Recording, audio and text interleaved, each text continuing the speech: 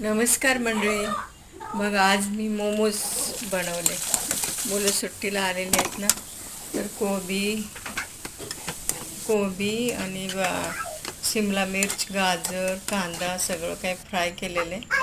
आणि त्याच्यामध्ये ते हिरवी मिरची, लसूण फोडणीला घातलेलं आहे. आणखी चांगलं फ्राय करू द्यायचं.